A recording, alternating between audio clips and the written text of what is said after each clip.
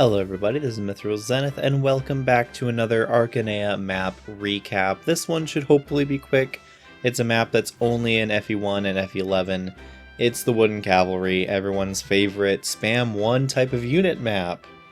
And this map also differs greatly depending on which game you're playing in, because the unit getting spammed differs greatly. Yep, that's right, it's the Ballista map. Everyone's favorite. Let's just go dig right into it. Ballistas in Fire Emblem 1 are very high defense, like 12 or 14 base defense, but only 4 move and attack at 2 range. Ballistas in Fire Emblem 11 have pretty low stats across the board, 4 move, but 3 to 10 base range. Kinda different. The only other thing to note about this map is that there are 2 units you get. You get Beck at this village here, who comes equipped with a Thunderbolt, and you get Astrum here. If you talk to him with Midia, he comes with a Silver Sword and a Worm Slayer. Let me just double check that. Yes. Silver Sword, Worm Slayer. Technically, if you kill him, you get the Worm Slayer, but who would ever do that? Who would ever do that? Not like he is aggressive and attacks you himself or anything. Okay.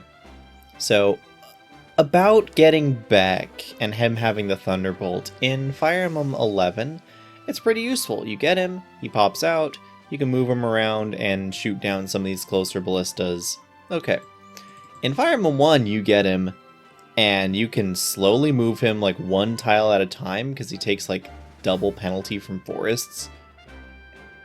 And he can't move off the cliffs.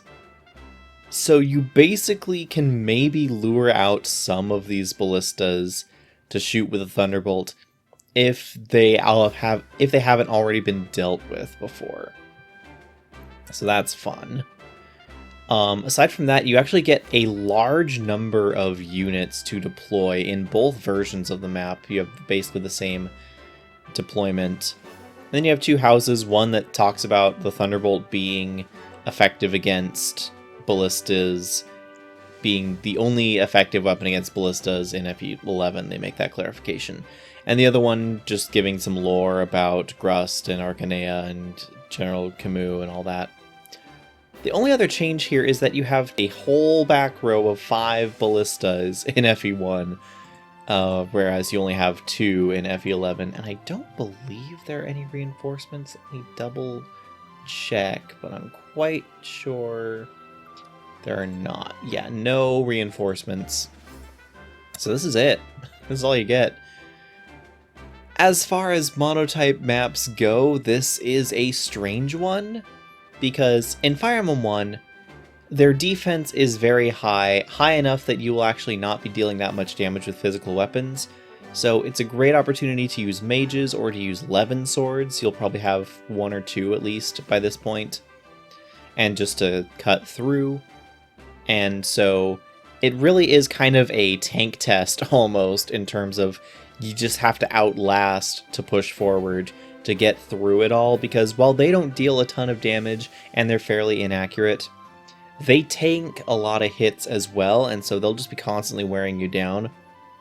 Or if you use magic in Fire Emblem 1, because magic is hard set by the spell and there's no magic stat, you're basically going to be... So, if I remember correctly, they have about like 18 to 20 hit points on average, which means most of them, I think there are some that might have 21, most of them you'll be able to one-shot with Aura, which means using Linde here is fantastic, and you'll 2-shot with Excalibur, or I don't think you can have Thoron yet. I think, yeah, you 2-shot with Excalibur, you 1-shot with Aura, and then I think you 3-shot with any other spell. Maybe you have... Actually, I don't even know if you have Elfire here.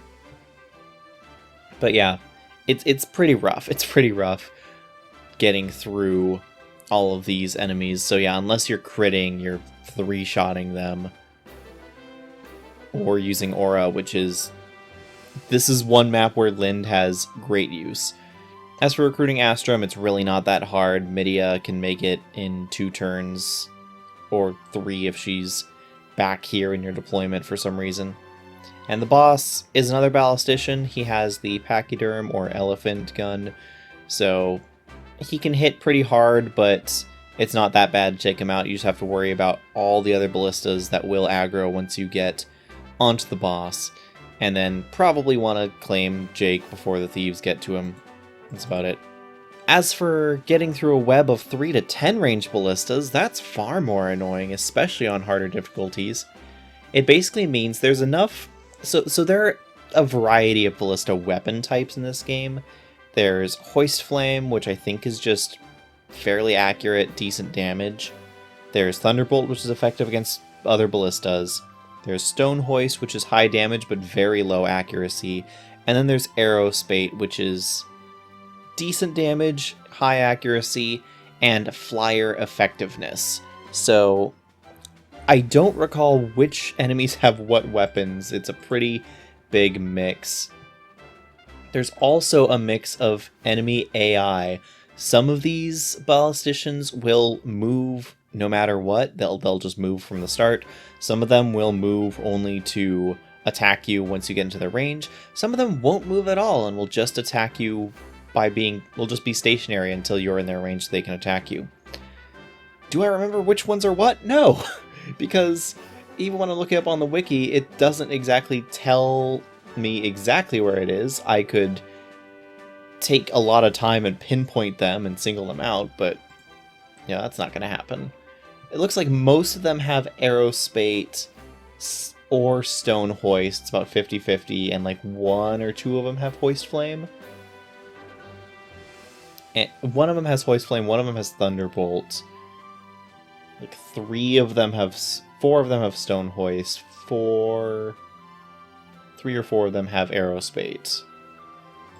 Either way, not a great map to take your flyers on. Not a great map to take pretty much anyone on, especially on high difficulties where they just deal a ton of damage. So it ends up feeling a lot like just an RNG check, just to hope you dodge enough attacks to make it through, and that's not fun for anyone. Can we just all agree that this map is poorly considered, poorly designed, and while it is a fun showcase for a brand new unit type, it's not good?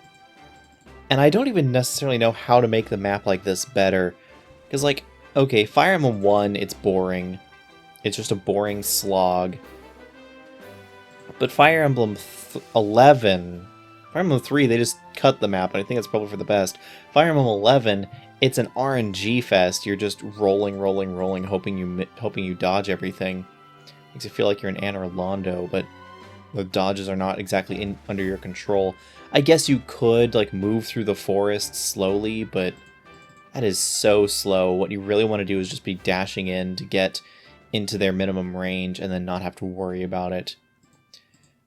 I will say, though, I will give this map points, maybe undeserved, just for the sake of it becomes the one map where Linde is actually just definitively the best option, because she's the only unit you have that can reliably one-shot them, unless you had a very some very good growths on a promoted physical unit, maybe a promoted, like, Harden or Ogma or something like that.